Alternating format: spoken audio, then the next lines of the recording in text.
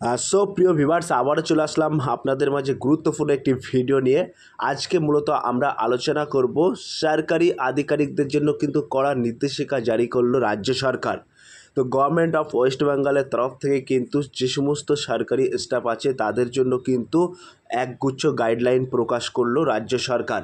তো এই সরকারি আধিকারিকদের জন্য যে কড়া নির্দেশিকা জারি করলো, সেই কড়া নির্দেশিকার জারির মধ্যে কি তথ্যগুলো বলা হয়েছে, অর্থাৎ এই নতুন নির্দেশিকার মূল বিষয়গুলো কি থাকছে, সেই তথ্যগুলো কিন্তু আজকে এই ভিডিওর মাধ্যমে তুলে ধরবো। তাই ভিডিওটি স্কিপ না করে সম্পূর্ণটি দেখার জন্য অনুরোধ রইল। চলুন এক নজরে বিস্তারিত তথ্য জেনে নেওয়া যাক।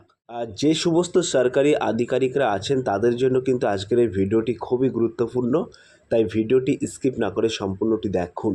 তো আপনারা দেখতে পাচ্ছেন এখানে উল্লেখ করা আছে সরকারি আধিকারিকদের জন্য কড়া নির্দেশিকা জারি রাজ্য সরকারের।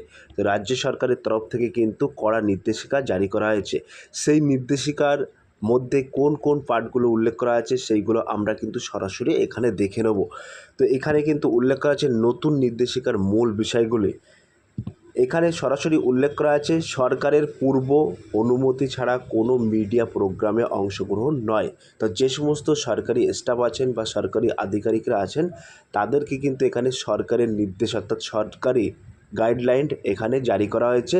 বলা হয়েছে সরকারের পূর্ব অনুমতি ছাড়া কোনো মিডিয়া প্রোগ্রামে কিন্তু অংশগ্রহণ করতে পারবে না কোনো সরকারি আধিকারিক।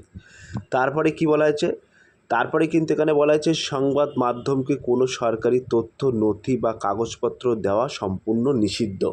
অর্থাৎ কোনো প্রেস বন্ধুদের বা সংবাদ মাধ্যমের কোনো রকম সরকারি তথ্য বা নথি বা কাগজপত্র দেওয়া কিন্তু সম্পূর্ণ নিষিদ্ধ করা হয়েছে গভর্নমেন্ট অফ ওয়েস্ট বেঙ্গলের তরফ থেকে।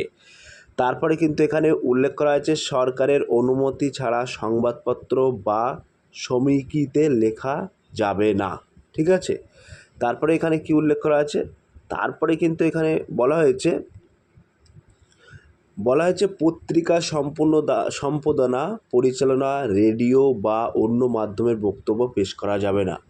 তো আপনাদের যদি কোনো বক্তব্য থাকে সেই বক্তব্য কিন্তু পত্রিকা সম্পাদনা বা পরিচালনা রেডিও বা অন্য মাধ্যমের বক্তব্য কিন্তু আপনাদের মতামত পেশ করা যাবে না। এটা কিন্তু গভর্নমেন্ট অফ ওয়েস্ট বেঙ্গল সরকারের তরফ থেকে একগুচ্ছ নির্দেশিকা জারি করেছে আপনাদের জন্য। ঠিক আছে, তারপরে এখানে কি বলা হয়েছে, সেই একগুচ্ছ নির্দেশিকার মধ্যে কিন্তু এইগুলো পড়ছে, এগুলো কিন্তু খুবই গুরুত্বপূর্ণ যে সমস্ত সরকারি স্টাফ আছেন তাদের জন্য কেবলমাত্র। তারপরে বলা হয়েছে কেন্দ্র বা রাজ্য সরকারের নীতি ও সিদ্ধান্তের বিরুদ্ধে প্রকাশ্য মন্তব্য বা সমালোচনা নয়। ঠিক আছে, তো কেন্দ্র বা রাজ্য সরকারের নীতি ও সিদ্ধান্তের বিরুদ্ধে প্রকাশ্য কিন্তু আপনারা মন্তব্য করতে পারবেন না বা সমালোচনাও করতে পারবেন না। তারপরে কি উল্লেখ করা আছে, তারপরে বলা আছে নিয়ম প্রযোজ্য, অর্থাৎ IAS WBPS অন্যান্য সরকারি কর্মী, জেলা কর্মী, শিক্ষা প্রতিষ্ঠান, পৌরসভা ও পৌর নিগম স্বশাসিত সংস্থা কর্মীদের এইগুলো কিন্তু তাদের ক্ষেত্রে নিয়ম প্রযোজ্য। ঠিক আছে, তারপরে বলা হয়েছে কেন্দ্র রাজ্য সম্পর্ক বা বিদেশি রাষ্ট্রের সঙ্গে ভারতের সম্পর্কে নেতিবাচক প্রভাব ফেললে শাস্তিযোগ্য। অর্থাৎ কেন্দ্র ও রাজ্য সম্পর্ক বা বিদেশি রাষ্ট্রের সঙ্গে ভারতের সম্পর্কে নেতিবাচক কোনো রকম কিছু পোস্ট করলে বা প্রভাব ফেললে সেটা কিন্তু শাস্তিযোগ্য বলে বিবেচনা করা হবে।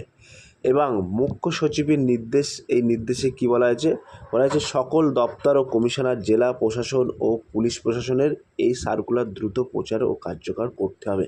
তো এই ছিল কিন্তু গভর্নমেন্ট অফ ওয়েস্ট বেঙ্গলের তরফ থেকে সরকারি আধিকারিকদের একগুচ্ছ গাইডলাইন। সেই গাইডলাইনগুলো কিন্তু আমি এই ভিডিওর মাধ্যমে তুলে ধরলাম।